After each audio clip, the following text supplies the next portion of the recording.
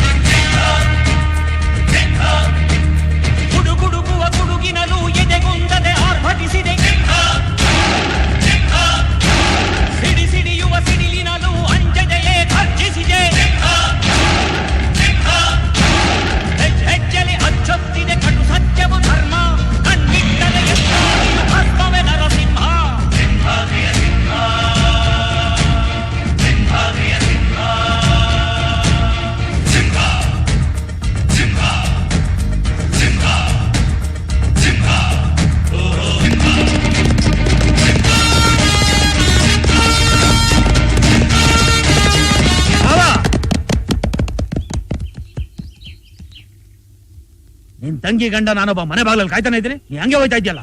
ಮನೆ ಒಳಗ್ ಬಂದು ಏನಾದ್ರು ಓಸಿ ತಿನ್ಕೊಂಡು ಹೋಗೋ ಬಾ. ಕೂಸೆ, ಒಬ್ಬ ಮನುಷ್ಯ ಇನ್ನೊಬ್ಬ ಮನುಷ್ಯನ ಊಟ ಕರಿಬೇಕಾದ್ರೆ ಕರಿಯೋನ್ಗೆ ಪ್ರೀತಿ ಇರ್ಬೇಕು, ಬರೋನ್ಗೆ ಹಸ್ವಿ ಇರ್ಬೇಕು. ನೀನು ಪ್ರೀತಿಯಿಂದ ಕರಿತಾ ಇಲ್ಲ, ನಿನ್ ಮನೆ ಒಳಗಡೆ ಬರೋಕ್ ನನ್ಗೆ ಹಸ್ವಿಲ್ಲ. ನಮ್ದು ಪಾಳ್ಯಗಾರರ ವಂಶ, ನಮ್ ಪರಂಪರೆನೆ ತಲೆ ಎತ್ಕೊಂಡು ಓಡಾಡೋ ಪರಂಪರೆ. ತಲೆ ತರ್ಸಾಂಗ್ ಮಾಡಿಗಿಡ್ಬಿಟ್ಯಾ. ನೀನ್ ಕೊಡೋ ತೀರ್ಪು ನನ್ ಮಗನ್ಗೆ ಅನ್ನೋದ್ಕಿಂತ ನಿನ್ ತಂಗಿ ಮಗನ್ಗೆ ಅನ್ನೋದನ್ನ ಮರಿಬೇಡ.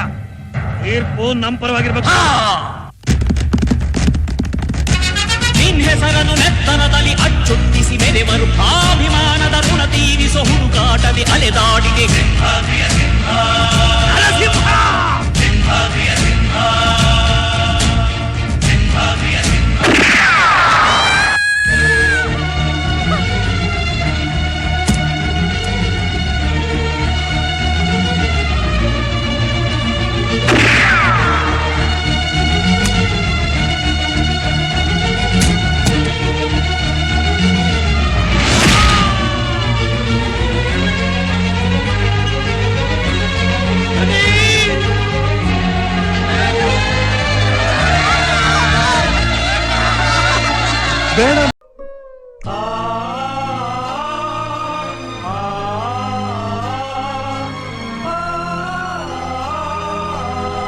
न्याय करने वालों के लिए रिश्ते और जज्बात कोई मायने नहीं रखते।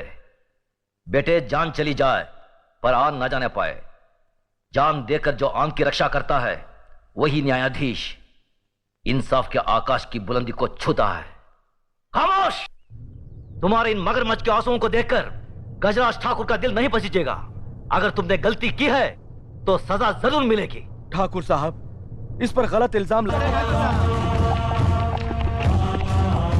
साले साहब, रुकिए रुकिए रुकिए।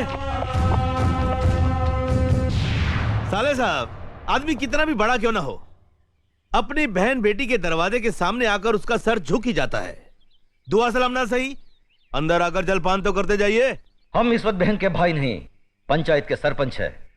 क्या तुम ये भूल गए कि जिस घर का मुकदमा पंचायत में हो उसका फैसला हो जाने तक हम उस घर का पानी तक नहीं पीते। एक बार फैसला हो जाने दो, उसके बाद साथ बैठकर जी भरकर खाना खाएंगे। फैसला जरा सोच समझ कर करना गजरा साहब। जगन्नाथ सिर्फ मेरा ही नहीं, तुम्हारी बहन का भी बेटा है। कहीं कुछ गलत हुआ तो नतीजा बहुत बुरा होगा। चलो धर्मराज।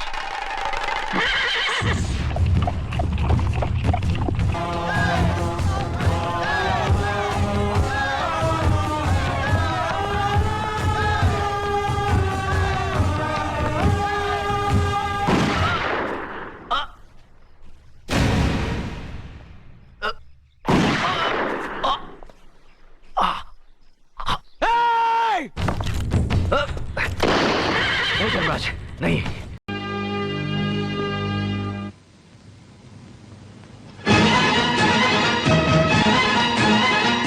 రక్తం పంచుకు పుట్టిన తమ్ముడైనా జీవితం పంచుకున్న భార్య అయినా తీర్పిచ్చేవాడి దృష్టిలో అందరూ ఒక్కటే, అందరూ ఒక్కటే. ఆపు! నువ్వు చేతులు కట్టుకుని కన్నీళ్లు పెట్టుకున్నందువల్ల ప్రయోజనం ఉండదు. ఈ పాపారాయుడు తీర్పులో మార్పు ఉండదు.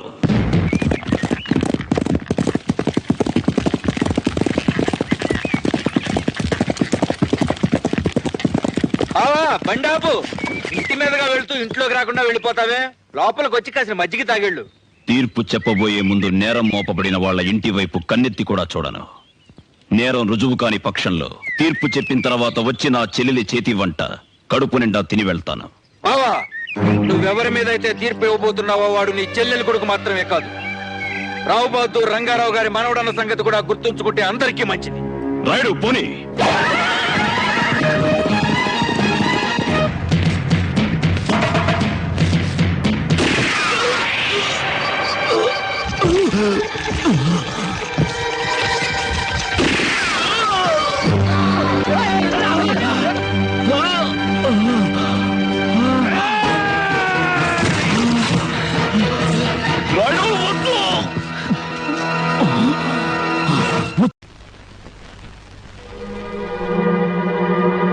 அட அண்ணனா இருந்தாலும் தம்பியா இருந்தாலும் நாயன் நாயன் தாண்டா, நாயன் தாண்டா எப்பவுமே ஜெயிக்கும்.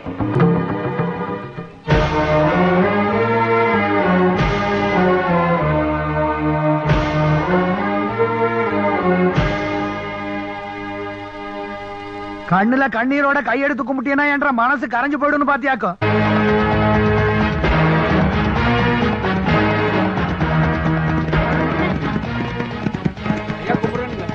மாப்ள நில்லுங்க. வீட்டு வாச வழியா போறீங்க, உறவு இருக்கிறத மறந்துட்டீங்களா? உள்ள வந்து கை நினைச்சிட்டு போங்க. வழக்கு இருக்கிற வீட்டுல நான் வாய் கூட கொப்பளிக்கிறது இல்ல. வழக்கு முடியட்டும், வந்து வயிறார சாப்பிடுறேன். மாட்டாமா, இது பரம்பரை பரம்பரையா ஜமீன் குடும்பம். நீங்க சொல்ல போற தீர்ப்பு என்ற மகனுக்குங்கிறத விட உங்க தங்கச்சி மகனுக்குங்கிறத மறந்துடாதீங்க. தீர்ப்பு எங்களுக்கு ஜாதகமா இருக்கணும். சமூகம் உற போட்டோம்.